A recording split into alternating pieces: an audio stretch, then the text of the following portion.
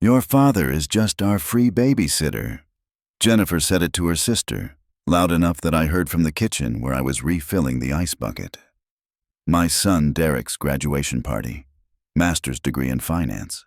I had paid for half of it. Jennifer laughed. Honestly, it's perfect. We don't even have to pay him. I set down the ice bucket, walked back to my truck, left the gift on their counter. Inside that envelope was a check for $10,000. They'd never see it now. What they didn't know was that check was the last money they'd ever get from me. Before we continue, please subscribe to the channel and write in the comments what time it is where you are now. I'm Walter Brennan, 72 years old, widower for 6 years. Derek is my only child. The party was at their house, the one I'd helped them buy. $85,000 down payment in 2019. Jennifer had picked it out, 4 bedrooms in a good school district. For when we have kids, she'd said. I'd written the check the same week. Derek graduated that morning, University of Oregon, Master of Finance. 2 years, $43,000 in tuition. His loans covered half. I covered the rest. Sent him $1,800 every month for 24 months, never missed one. The party started at 2.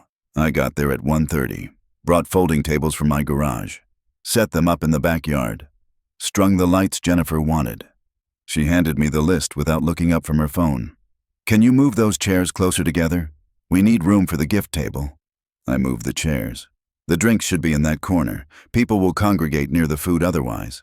I moved the drinks. Derek came outside around 2:15, hugged me. Thanks for coming, Dad. Wouldn't miss it. Jennifer's been stressed, you know how she gets with events. I knew. Guests arrived.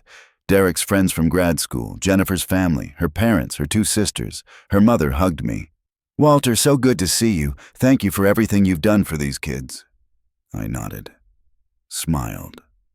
Jennifer's father shook my hand. Hell of an accomplishment. You must be proud. I am. Derek said you helped with tuition. That's generous. He's my son. The party filled up. 50, 60 people. I manned the grill. Burgers and hot dogs. Jennifer's request. You're so good at grilling, Walter, and it'll give you something to do. Something to do.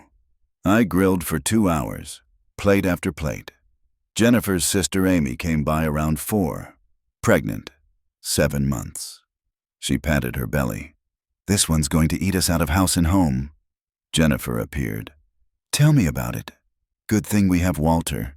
She laughed, looked at me. Dad's our secret weapon. Free babysitting whenever we need it. Amy raised her eyebrows. You're lucky. Childcare is insane right now. I know. We looked into it. $300 a week for infant care. But we won't need it. Walter's retired. He's got nothing but time. I flipped a burger, didn't respond. Amy looked at me, something in her face, then back at Jennifer. That's really nice of him. It is. Honestly, it's perfect timing. We've been talking about trying for a baby next year. Derek's career is taking off, but my salary is our stability. We can't afford for me to take extended leave. Walter will watch the baby while we're at work. Has he agreed to that? Jennifer blinked. Well, he's retired.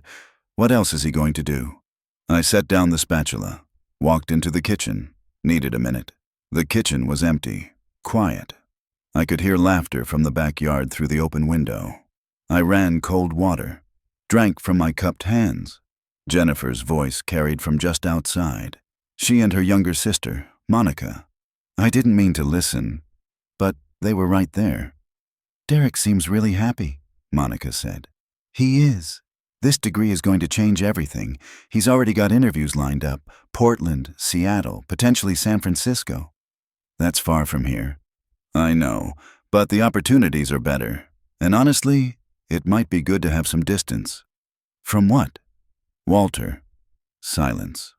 I mean, don't get me wrong. He's been helpful. But he's always around. Every Sunday dinner, every holiday. Derek won't say no to him because he feels guilty. His mom died, and Derek thinks he has to be there for him constantly. That's kind of sweet, though. It's sweet until you're trying to have a private conversation with your husband and his father is in the next room. Or you want to go somewhere for Christmas and Derek won't commit because Dad will be alone. It's suffocating. So the baby thing, oh, that's happening. But if we move to Seattle or San Francisco, we'll figure out childcare there.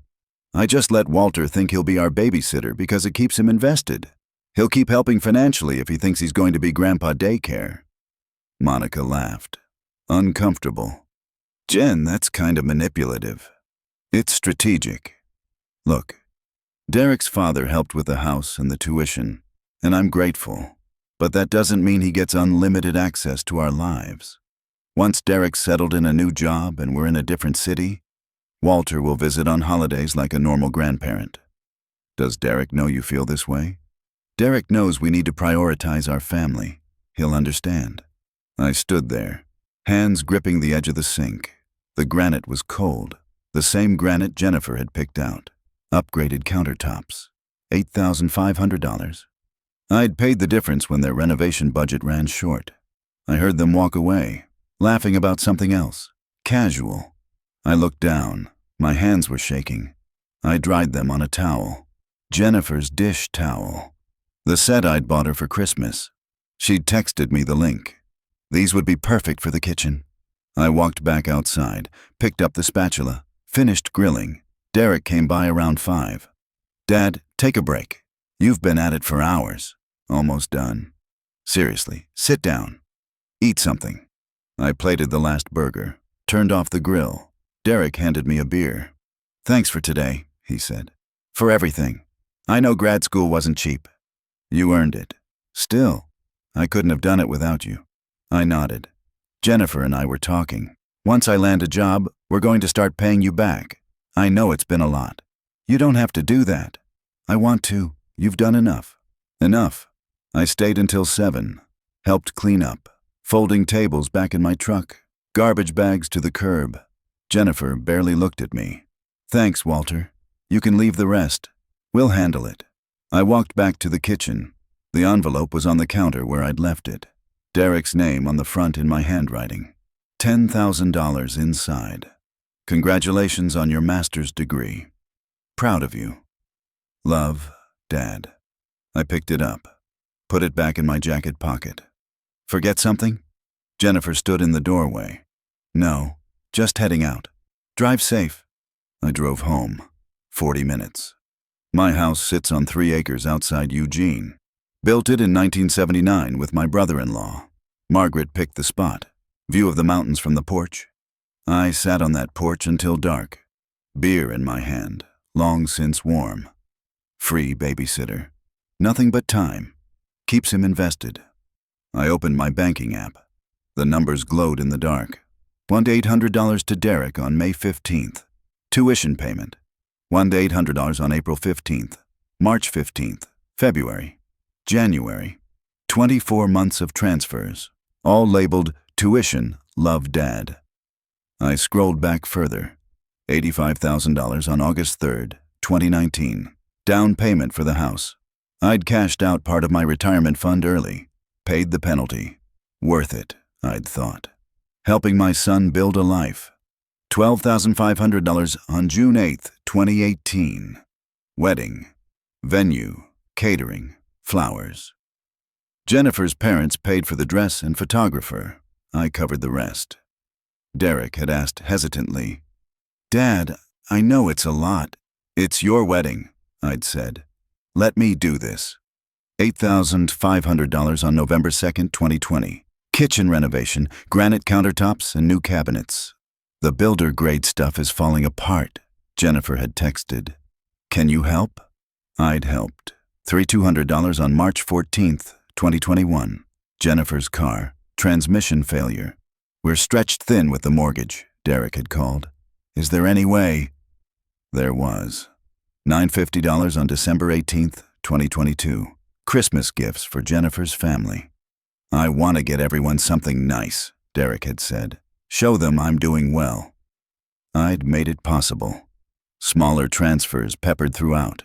$200 for groceries, $150 for a vet bill, $400 for plane tickets to her sister's wedding, $75 for Jennifer's birthday dinner. I added it up. Took me 20 minutes. Kept a note file on my phone. $147,675 in 6 years. Not counting the weekly dinners at my house, Every Sunday, I cooked pot roast, chicken, ham, whatever they wanted. They'd show up at 5, eat, leave by 7. Sometimes earlier if Jennifer had plans. Not counting the holidays. Christmas, Thanksgiving, Easter. Always at my house. I hosted, cleaned, cooked for days, not counting the hours. The times Derek called at 10 p.m. because he needed to talk through a problem. The times Jennifer needed someone to watch their dog while they went on vacation. The weekend I spent painting their fence. The 3 days I helped Derek study for his GMAT. I'd told myself it was love. Investment in my son's future. That's what parents do. But Jennifer's voice kept echoing. Free babysitter. Keeps him invested. Unlimited access.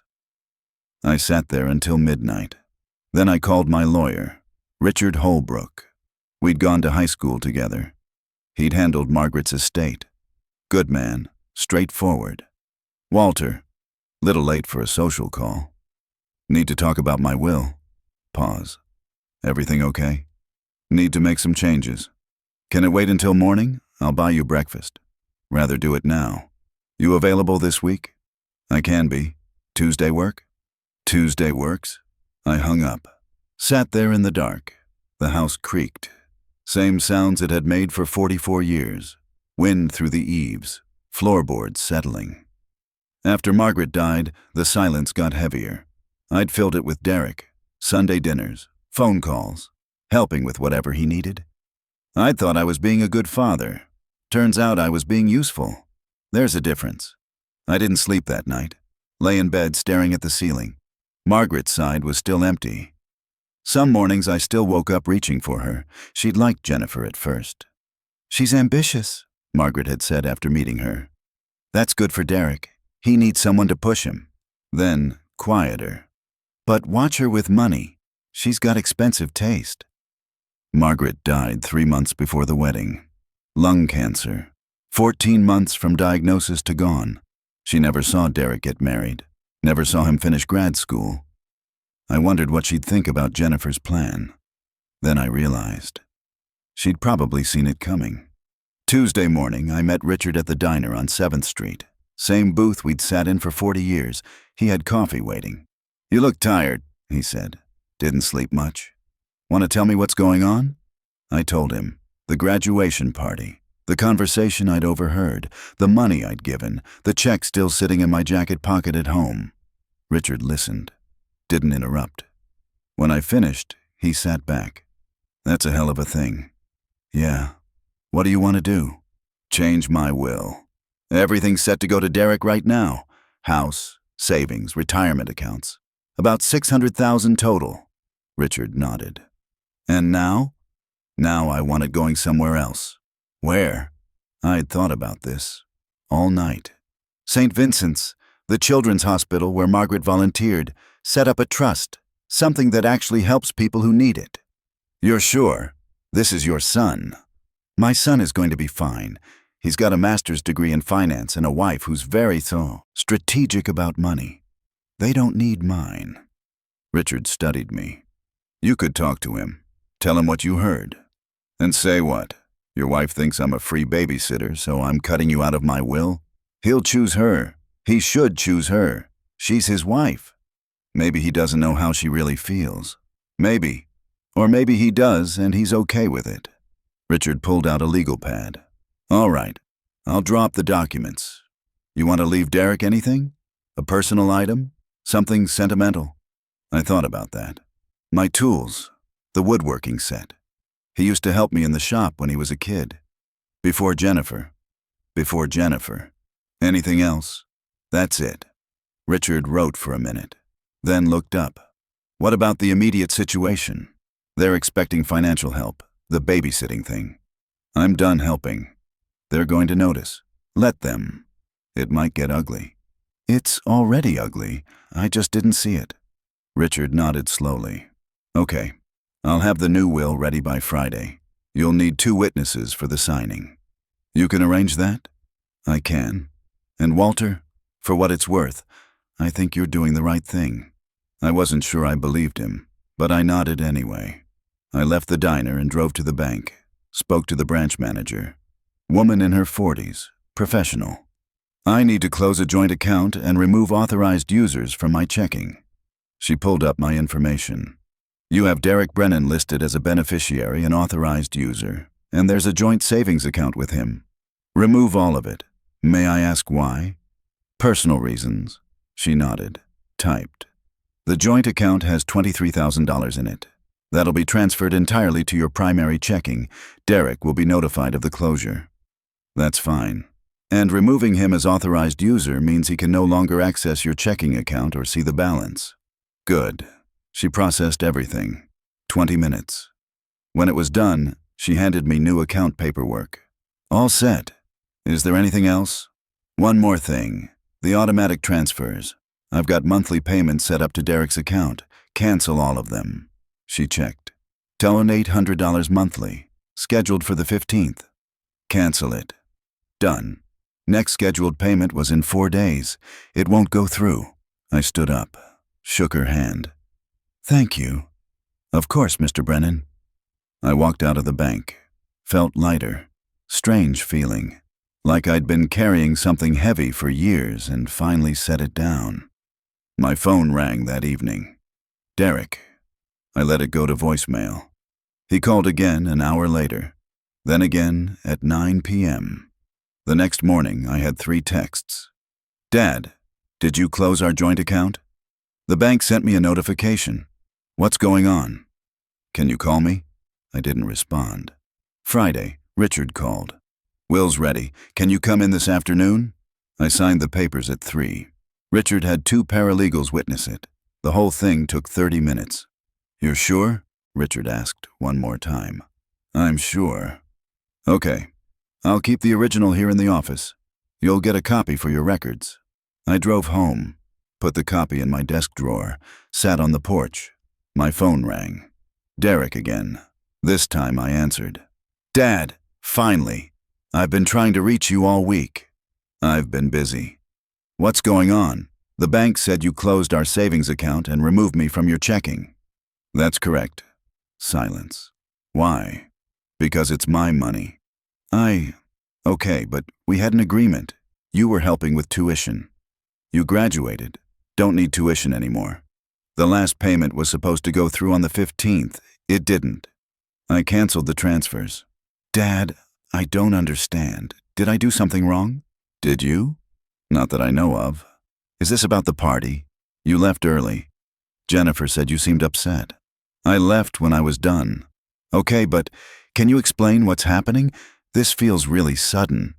I'm retired, Derek. Fixed income. Need to be more careful with my money. You've never said that before. I'm saying it now. Another pause. I could hear him breathing. Is this about money I owe you? Because I told you, once I get a job, I'll start paying you back. Don't worry about it. I do worry about it. You've been incredibly generous, and I don't want you to think I don't appreciate it. Appreciate it? What? Past tense. You appreciated it. Dad, you're scaring me. Are you sick? Is something wrong? I'm fine. Then, what is this? This is me setting boundaries. Boundaries? For what? For my time and my money. I've never tried to... Derek, I'm tired. I need to go.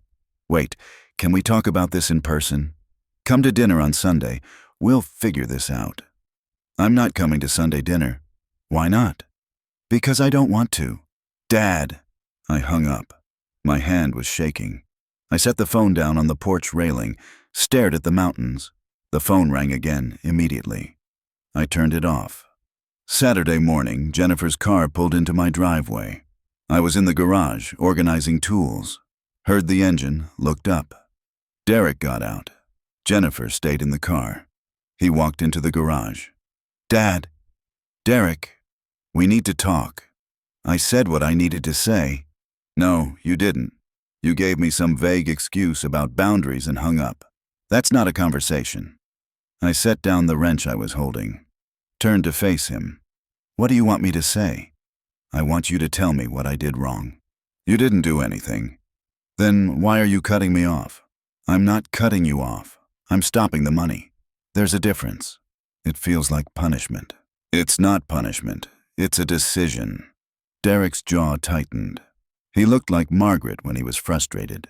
Same expression. Jennifer thinks you're having some kind of breakdown. Of course she does. What does that mean? It means Jennifer has opinions. She's entitled to them. She's worried about you. We both are. Don't need you to worry. Dad, you're acting erratic. Closing accounts, canceling transfers, not returning calls. That's not normal. It's not erratic. It's intentional. Why? I looked at him. My son, 31 years old. I'd raised him by myself after Margaret died. Taught him how to change a tire, file taxes, treat people with respect. Thought I'd done a decent job. But standing there, I realized he had no idea what I'd overheard. No idea what his wife really thought of me. And I wasn't going to tell him, because if I did, he'd defend her. Or he'd lie and say it wasn't true. Or worst of all, he'd admit he agreed with her. I wasn't ready to hear any of those answers. I'm 72, I said finally. I've been retired for 10 years. I've spent those 10 years helping you build a life, and now you've built it. You've got a master's degree, a wife, a house, a career starting. You don't need me anymore. That's not true. It is true, and it's fine. That's how it's supposed to work. Kids grow up, move on. You're still my father. I am, but I'm not your bank. His face went red. I never treated you like a bank. Didn't you? No, you offered to help every single time. And you accepted every single time. Because you wanted to help. I did, past tense. Derek stared at me. I don't understand what changed. I woke up. To what? To the fact that I've been useful, but I'm not sure I've been valued. That's not fair. Maybe not, but it's how I feel. Derek looked away, jaw working. When he looked back, his eyes were damp. You're really doing this? I am. Over what? Money? Over self-respect? He flinched. You think I don't respect you? I think you've gotten used to me being available, financially and otherwise. I think you've stopped asking and started expecting. And I'm done with that. So what? I'm just supposed to figure everything out on my own now? You're 31 years old with a graduate degree. Yeah, that's exactly what you're supposed to do. Derek shook his head. Bitter laugh. Jennifer was right. About what? She said you'd pull something like this eventually. Use money to control us. My chest went cold. That's what she thinks? She said you've always held it over my head. Every dollar you gave came with expectations. I never asked you for anything. You didn't have to. It was implied. Be the grateful son. Show up for Sunday dinners. Let you be involved in every decision. I cooked you dinner once a week and helped when you asked. That's not control. It felt like it sometimes. I stared at him. This stranger with my son's face. Get out. Dad, I said get out. Let's just talk about this. There's nothing to talk about. You've made it clear how you feel. So leave. Derek stood there, mouth open. Then he turned and walked to the car. Jennifer leaned over as he got in, said something. He shook his head. She looked at me through the windshield. Then she smiled. Not a warm smile, a knowing one. They drove away. I went inside, locked the door, sat at the kitchen table, the table I'd built 40 years ago. Solid oak. Margaret had wanted something that would last. I put my head in my hands and cried for the first time since her funeral. The calls started Monday morning. Jennifer first. I didn't answer. She left a voicemail. Walter, we need to discuss this situation like adults. Derek is hurt and confused, and frankly, so am I. I think you're going through something, and that's okay, but you can't just cut us off without explanation. Call me back. I deleted it. Derek called Tuesday. No voicemail. Wednesday. Jennifer again. I spoke to a family therapist. She said what you're doing is a classic sign of depression and isolation. We want to help you, but you have to let us in. Please call back. I turned off my phone. Thursday afternoon, someone knocked on my door. I looked through the window. Jennifer's mother. I opened the door. Walter, she smiled, warm. Can I come in?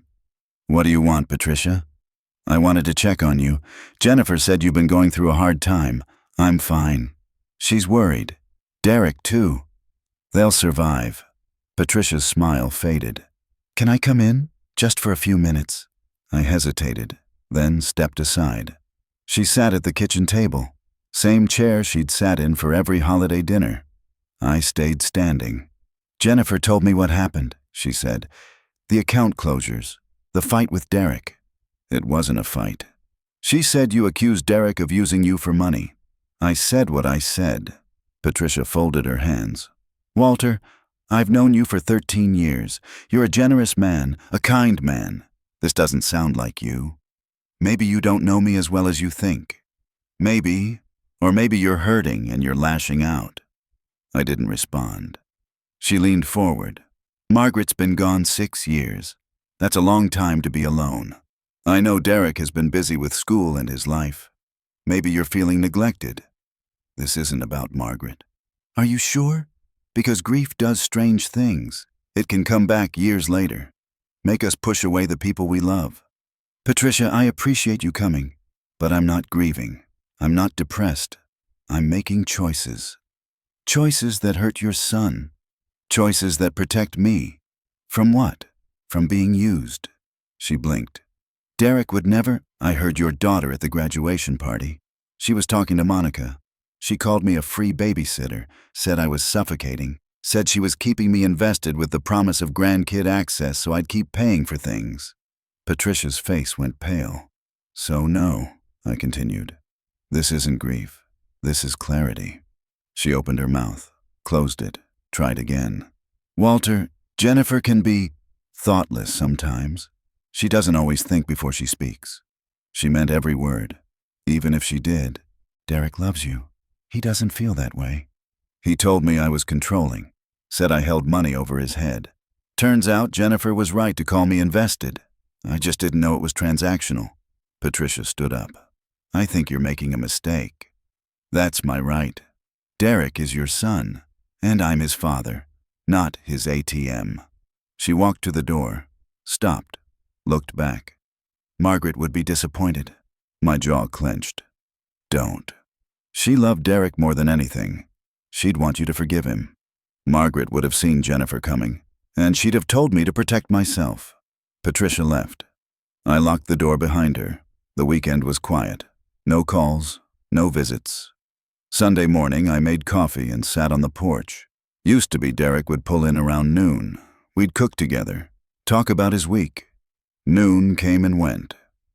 I wasn't surprised. Monday, my phone rang. Unknown number. I answered. Mr. Brennan, this is Dana Moss from Adult Protective Services. My stomach dropped. Excuse me? I'm calling because we received a report of concern. Someone close to you believes you may be experiencing cognitive decline or financial exploitation. Who made the report? I can't disclose that, but I need to schedule a home visit to assess the situation. There's no situation. I understand this may feel intrusive, but it's protocol. Can we schedule something for this week? I closed my eyes. Thursday, 2 p.m. Perfect. I'll see you then. She hung up. I sat there, staring at nothing. They'd called APS, reported me as incompetent. I drove to Richard's office. They're claiming I'm not mentally fit, I said, trying to get control of my finances. Richard leaned back. Do you have any medical documentation? Recent checkups? Physical last month. Clean bill of health. Mental health? Haven't seen anyone. You need to. Today. Get a cognitive evaluation. Something official that proves you're sound. Where? I'll call Dr. Morrison. She does geriatric assessments. If she can see you this week, do it. I called from his office. Dr. Morrison had a cancellation Wednesday morning. I spent Tuesday preparing, pulled financial records, statements showing every transfer to Derek, totaled it again, $147,675. Printed the bank notifications, account closures, authorizations removed, found the texts, Derek's messages over the years. Can you help with, is there any way, really need, I put it all in a folder. Wednesday morning, Dr. Morrison's office was in a medical building downtown. She was in her 50s, gray hair, calm demeanor. "Mr. Brennan, thank you for coming. I understand you need a cognitive evaluation. My daughter-in-law thinks I'm incompetent. I need proof I'm not." "I see. Well, let's run through the assessment. This will take about 90 minutes. She tested memory, reasoning, problem-solving. Asked me to recall words, draw shapes, answer questions. I focused. Did everything she asked. At the end, she reviewed the results. "Mr. Brennan, you scored 30 out of 30 on the MMSE. That's perfect. Your cognitive function is completely normal. Can you document that?" "I can. I'll write a report stating that you demonstrate full mental capacity and decision-making ability. You should have it by tomorrow." "Thank you." She hesitated. "May I ask what's going on?" I told her, the short version. She listened, then nodded. "You're not the first older person I've seen accused of incompetence when they stop being financially available. It happens often? More than it should. Adult children sometimes mistake their parents' autonomy for confusion, especially when money is involved." I left her office with the appointment paperwork. Proof I'd been evaluated. Thursday at 2, Dana Moss arrived. Woman in her 30s. Professional, but not unkind. "Mr. Brennan, thank you for meeting with me." "Not like I had a choice." She smiled thinly. "I know this feels invasive. I'm just here to make sure you're safe and capable of managing your affairs." "I'm both. Let's walk through some questions. Do you live alone?" "Yes. My wife died 6 years ago." "Do you have family nearby?" "My son lives 40 minutes away." "How often do you see him?" "Used to be every week. Not anymore." "Why is that?" "Personal reasons." She made a note. "Do you manage your own finances?" "I do." "Have you had any confusion about bills or accounts recently?" "No." "Have you given anyone access to your bank accounts?" "My son used to have access. I revoked it." "Can I ask why?" "Because it's my money and I didn't want him having access anymore." "Did someone pressure you to revoke access?" "No, it was my decision." She asked more questions. Health, daily routine, social connections. I answered honestly. Then she asked, "Has anyone suggested you're not capable of making decisions?" "My daughter-in-law. She thinks I'm having a breakdown because I stopped giving them money." "Is that why you closed the accounts?" "Yes." "Can you explain your reasoning?" I pulled out the folder, handed it to her. "This is every transfer I made to my son over the last 6 years. $147,675 total. Down payment on his house, tuition for grad school, wedding costs, car repairs, monthly expenses. I gave it willingly. But at his graduation party, I overheard his wife tell her sister I was their free babysitter. Said she was keeping me invested so I'd keep paying for things. Said I was suffocating and they'd move away once my son got a job." Dana looked through the papers. Her expression didn't change. "So you decided to stop providing financial support," she said. "Correct." "And they interpreted that as a sign of cognitive decline." "Apparently." She closed the folder, handed it back. "Mr. Brennan, you're clearly competent. Your reasoning is sound. You have documentation supporting your decisions. I don't see any cause for concern. So you'll close the case?" "I will. But I need to ask, do you have support? Friends? Other family?" "I have friends. A lawyer. I'm fine." She stood up. "Okay. I'll file my report. You won't hear from us again unless someone makes another report." "They might?" "If they do, and it's baseless, that can be addressed legally. Harassment charges." I walked her to the door. "Thank you. Take care of yourself, Mr. Brennan." She left. I sat down, felt exhausted. Friday, Dr. Morrison's report arrived by email. 2 pages documenting my perfect cognitive function. I forwarded it to Richard. He called 10 minutes later. "This is perfect. If they try anything legal, we've got everything we need." "Good. How are you holding up?" "Tired." "I bet. Want to get a drink this weekend?" "Maybe next week." "Okay. Call if you need anything." I spent the weekend working in the garage. Built a bookshelf. Something with my hands. Something tangible. Sunday afternoon, my neighbor stopped by.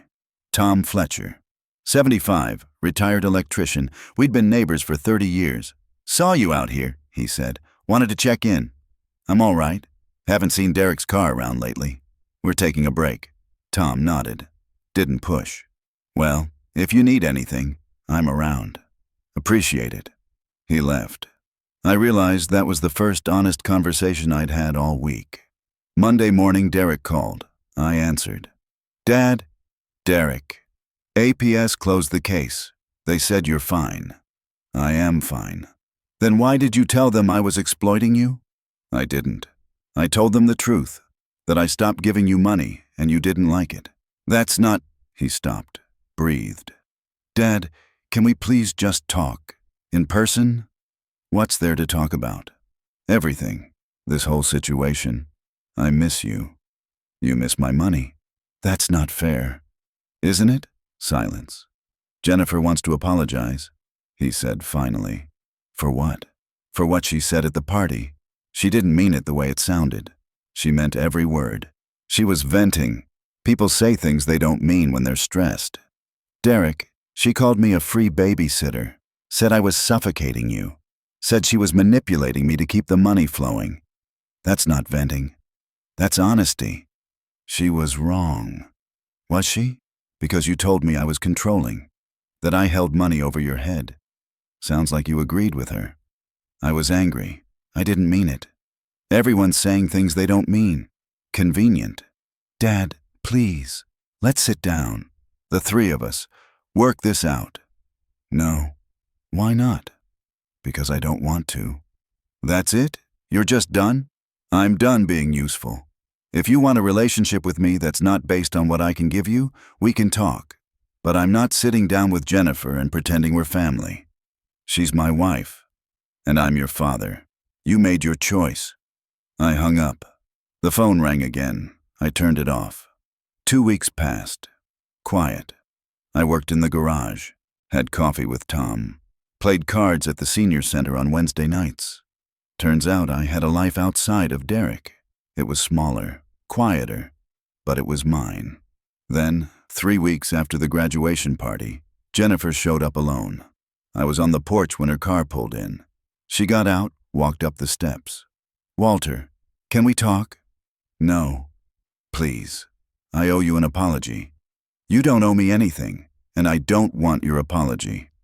"I was wrong. What I said at the party. I was stressed, and I said something cruel. I'm sorry." I looked at her. Really looked. She was good. I'd give her that.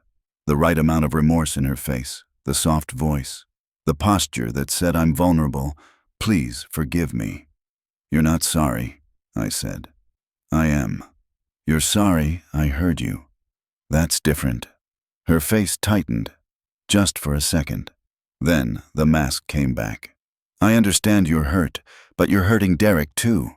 He didn't do anything wrong. He defended you, called me controlling, said I held money over his head. He was upset. You cut him off without warning. I stopped being an ATM. That's not cutting him off. You closed accounts he relied on. Accounts with my money. Money you offered. And I'm allowed to stop offering." Jennifer crossed her arms. "You're being petty." "Maybe. Derek loves you. He's trying to start his career, and you're making it harder out of spite. If his career depends on my money, he's not ready for it. You're punishing him for something I said. I'm protecting myself from who you are." Her expression hardened. "And who am I?" "Someone who sees people as assets. Someone who measures relationships by what they provide. Someone who called me a free babysitter and meant it." I apologized. "You got caught." She stared at me. The mask was gone now. I could see the calculation behind her eyes. "Fine," she said. "You want to cut Derek off? Do it. But don't pretend you're the victim here. You're a bitter old man who can't stand that his son has his own life. His own life that I paid for. You offered, every time. And you accepted, every time. That was your choice. And this is mine." Jennifer's jaw clenched. "Derek deserves better than this." "Then he should have married better." Her face went red. "You arrogant—" Goodbye, Jennifer. I stood up, walked inside, locked the door. She stood on the porch for a full minute, then got in her car and left. I sat at the kitchen table, hands shaking. But I didn't cry this time. A month after the graduation party, Derek sent a letter. Not an email, not a text, a handwritten letter. I opened it on the porch. Dad, I don't know how to fix this. I've tried calling, visiting, sending Jennifer to apologize. Nothing works. I'm sorry for what I said. I was angry and hurt, and I lashed out. You're not controlling. You've never been controlling. You've been generous and present, and I took that for granted. Jennifer was wrong to say what she said. I was wrong to defend her. I know that now, but I don't know what you want from me. You won't talk to me. You won't see me. You've cut me out of your life completely, and I don't understand why one conversation, one mistake, means I lose my father. I miss you. I miss our Sunday dinners. I miss working in your garage. I miss calling you when I need advice. I know I hurt you, but you're hurting me too. If there's a way back from this, please tell me. I'll do whatever it takes. Love. Derek. I read it 3 times. Then I folded it up and put it in my desk drawer. I didn't respond. Richard called that afternoon. Got the finalized trust documents. St. Vincent's confirmed they'll accept the bequest. Everything's set. Good. You're sure about this? I'm sure. Okay, just wanted to check. Richard, can I ask you something? Of course. Am I wrong for doing this? Pause. Wrong how? For cutting Derek out, changing the will, all of it. Do you think you're wrong? I think I'm hurt, and I think I'm protecting myself. But I don't know if that's the same as being right. Walter, I've known you for 50 years. You're one of the most generous people I know. If you've decided to protect yourself, there's a reason. Trust that. Even if it costs me my son? He cost you first. I sat with that. Thanks, Richard. Any time. 3 months later, Derek stopped trying.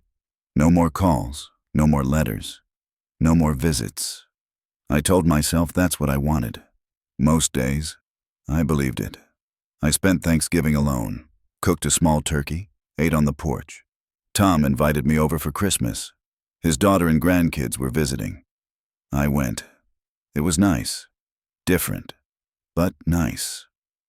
In January, I volunteered at St. Vincent's. Margaret used to read to the kids in the cancer ward. I wasn't good at reading aloud, so I helped in the workshop, built toys, fixed broken wheelchairs. One of the nurses recognized me. You're Margaret Brennan's husband. I am. She was wonderful. The kids loved her. She loved them. Are you planning to volunteer regularly? If you'll have me. We'd be honored. I went every Tuesday and Thursday. Gave me something to do. Somewhere to be useful that didn't cost me my dignity. In March, I ran into Patricia at the grocery store. She saw me first, hesitated, then walked over. Walter? Patricia? How are you? I'm fine. You? Good. The family's good. That's good. Awkward silence. Derek asks about you, she said quietly. I'm sure he does. He really is sorry. I got his letter. Are you ever going to respond? I don't know, she nodded. Jennifer's pregnant. My chest tightened. Congratulations. They're moving. Derek got a job in Seattle. They leave next month. That's what she wanted. Patricia looked at me. He wanted you to know. About the baby. He thought you'd want to know. Now I know. Walter, I need to finish shopping. I walked away, at my truck. Sat there for 20 minutes. A grandchild. Derek was going to be a father, and I wouldn't be there. I drove home, sat on the porch until dark. That night, I pulled out Derek's letter. Read it again. If there's a way back from this, please tell me. I picked up the phone, put it down, picked it up again. Derek answered on the second ring. Dad, I heard about the baby. Congratulations. Silence. Then, thank you. And the job. Seattle's a good city. It is. The company's great. Good benefits. I'm glad. More silence. Dad, I'm not calling to reconcile, Derek. I'm calling because you're going to be a father, and you should hear this from yours. Being a parent means giving everything. Time, money, love, patience. You do it because you love them.